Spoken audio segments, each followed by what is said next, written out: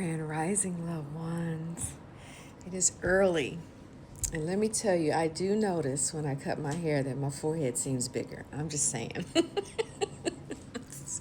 I'm still getting used to my short hair. And I don't, Anyway, if you follow me, you know that I was on a hair journey and trying to grow my hair, my hair has been an issue for me since I was a little girl.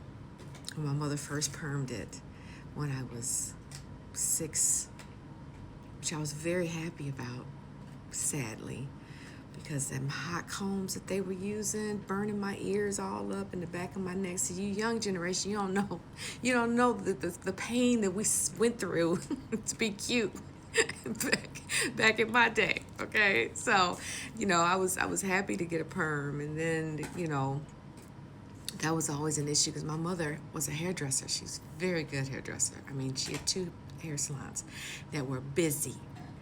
Busy. People were coming from Detroit to Chicago to get their hair done by my mom. So she was really good.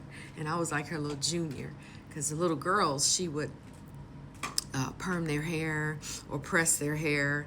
And then I had to stand on, I was so young, they had to put a bucket under me to stand at the sink to wash the hair as soon as I learned how to wash the hair. And I was styling the little girl's hair, braiding and ponytails and stuff like that. So, and then I started having little cousins. So hair has always been,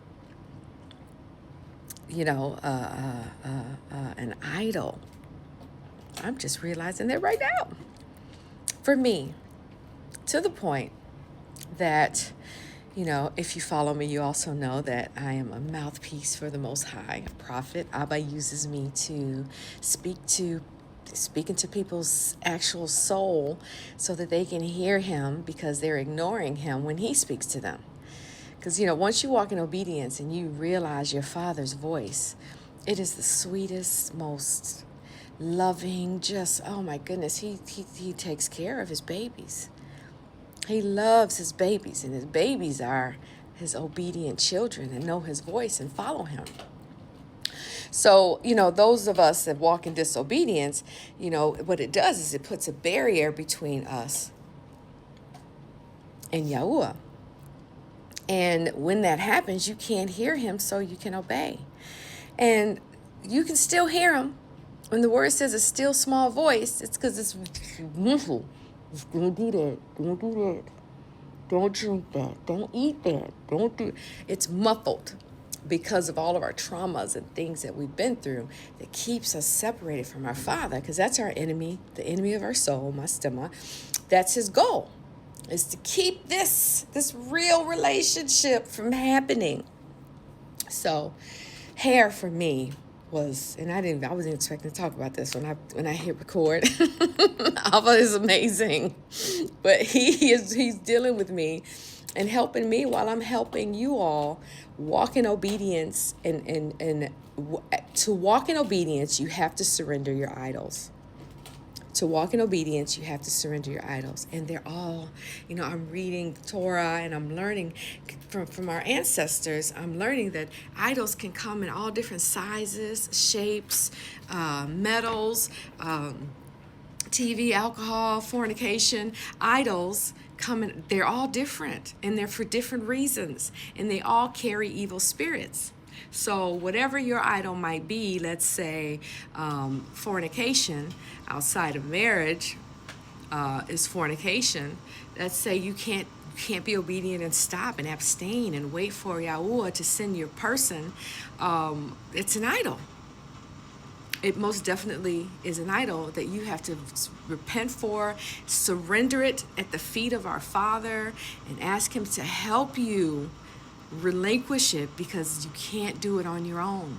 Most of us try over and over and over again and fail miserably because we have so much flesh, we have so much trauma, we have so many contracts, knowingly and unknowingly, with the enemy of our soul, that we're like a puppet for him.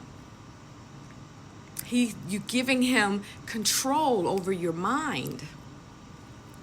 so that he can control your weapon, which is your mouth, for using the things that you say to hurt other people and keep them captive. Because what you don't realize, when you have idols, you're a captive. And I'm here to set the captives free, my husband and I. And in doing that, theremnantconnection.com, check out our website. It's growing. We're getting better with it. We're just getting it up and going, but check it out, theremnantconnection.com. It'll be up here or down here, wherever I decide to put it. You see it. Anyway, so in doing that and being here, being called to set the captives free, the remnants, we have to be set free as well. And Yahusha said, I'm going to be working on you until I return, because you're always going to have stumbling blocks. And how you deal with those stumbling blocks is up to you. Surrender it straight to Abba. He removes it and you keep going. Or you trip over it and fall and get angry and sit there for a couple of weeks in your pitiful anger. You can do that. Or you can pretend it's not there and slowly climb over it and try to figure out what this stumbling block is and why it's here and why. And now it's sucking up your time and your life. So you get to choose how you deal with the stumbling blocks that come your way. But there's always going to be idols that you're going to have to make sure. He says, come out from among them, surrender your idols, all of it. You can't hide anything. You can't hold on to nothing, because he is so holy and righteous that none of that can come near him, which means you can't come near him bearing other idols that you are clearly putting before him, because you can't let it go. So you have to, when there's something that you know he's pulling on your heart to let go, and you're having a hard time and you're letting go a little bit at a time, that's telling him, I love this idol, whatever it is, more than you. Whether it's a man or a woman, whether it's food, whether it's fornication, whether it's alcohol, whether it's football, sports, basketball, all of those are idols. Whether it's social media, video games. Am I hitting everybody with my arrows? Can you hear me when I speak, remnants? These are idols, and you have to let them go. I had my sister, one of my baby birds, tell me, because she's starting to hear from Abba for herself, because she's becoming obedient. She's surrendering her idols, right? Her caffeine, her, whatever it is. I love you. She knows I'm talking to her right now. So she's starting to hear Abba for herself, and she's just like, he's so wonderful and kind and gentle, and you're not like that.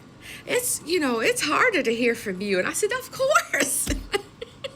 Abba sends me when you're not obeying him and listening to his sweet, kind voice saying, don't do that. You're ignoring him. So he has to send the big guns. He has to send me with my big mouth that's going to tell you the truth and nothing but the truth. So help you, Yahuwah. Because the truth will set you free. It's going to sting a little bit. You're not going to like it because you're doing something that you shouldn't be doing right now.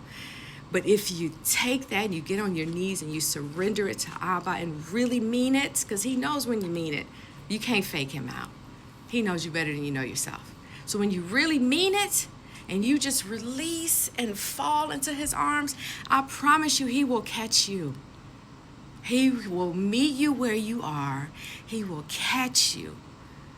And then, when you thank him for his son and you ask him to fill you with his Ruach, and he's going to be revealing idols to you every day if he has to. Give them up freely. Surrender them. You love him more than these idols. He's worth it. And what he's going to give back to you is going to be so much better than you can imagine. How do I know? Because I'm living it right now. I'm living it right now. And that's why I'm trying to help you, because deliverance comes from my testimony as well. It helps me and it helps you. That's how Abba made us. Please, surrender your idols. Baruch. Have an amazing day.